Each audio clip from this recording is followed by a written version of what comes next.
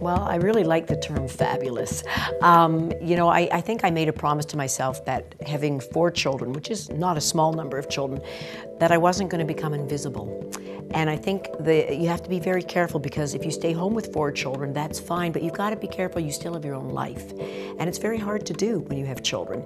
So you have to make it a point that you either have hobbies, you have some work interests, and you got to stay true to them, and you got to do them. And I think just knowing that every day I'd get up and I'd exercise, that was time for myself. That made me feel good about myself, so that even if I was home all day with a sick child, there was something I look forward to. Or just, again, a hobby, an art, anything that you're passionate about, you got to keep that in your life.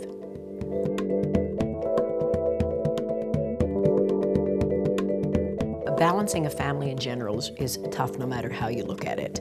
I think if you want to work and you want to raise great children, it's really hard to do both single-handedly. In other words, if you want to go out to work all day long, that's fine, but realize having 4 children, who's going to be there for the kids? If you've got a dad that stay at home, that's perfect. But I think we brought children into the world to spend time with them. So I'm saying if you're going to work for, full-time, make sure your partner's there. I think in the end, the balance is really finding how much time you can spend with your children, how much you like spending time with them. Just being at home and being with them and being a martyr and not enjoying it is not the answer. So it's really trying to play with who you are and know what's best for you.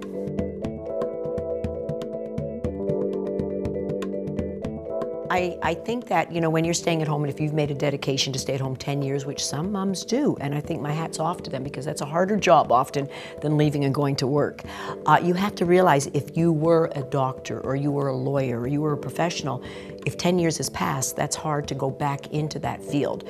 So 2 of the things you think of when you're having children, if I want to go back into that profession, how do I stay tuned into it? It might be just newsletters, it might be maybe even one day a week, going back in and involving yourself in that. But dreams are important, so if you've had a passion that you love, start thinking about it while you're raising those kids at home, because it's really hard after 10 years to just open the door and say, now what shall I do? And just stay involved. And I think what you have to do is you got to volunteer. You got to be, if you want to be an entrepreneur, you got to realize you might work initially for very little, and it's a real labor of love.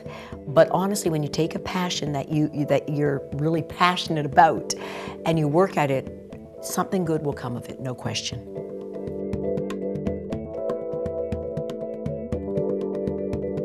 I think firstborns are always a little more, tougher to handle, more intense, because we're more intense. It's too easy to just say, take it easy with the first, because you're not going to. We all want the little super geniuses. We all want them doing everything by the time they're like 12 months old. Relax, it's not going to happen. Don't beat yourself up over things.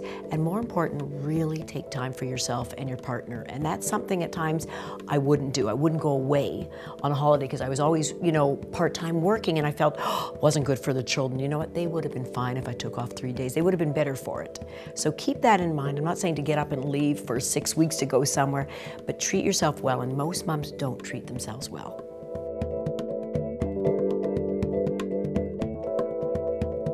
Honestly, it's never going to bed angry. It's never not talking. Have an argument and storm out the door, give it a couple hours. Somebody has to come back and say, you know what, let's talk about it. Or, I'm sorry I offended you like that. Not that you're saying, I'm sorry I did this. Look, I'm sorry you took it that way. Talk, talk, talk. Don't go silent. That's the key. And never, ever go to bed angry. It's the worst feeling in the world, and those things build on each other.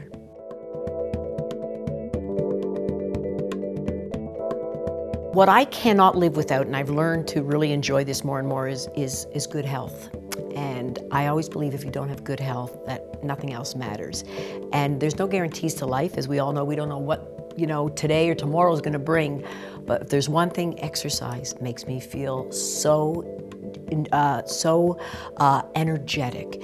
Good food makes me just look forward to everything I'm going to eat in my day. So exercise and food to me is top of the list, and it's not just about grabbing something to fill up. It's really about feeling alive when I do those 2 things.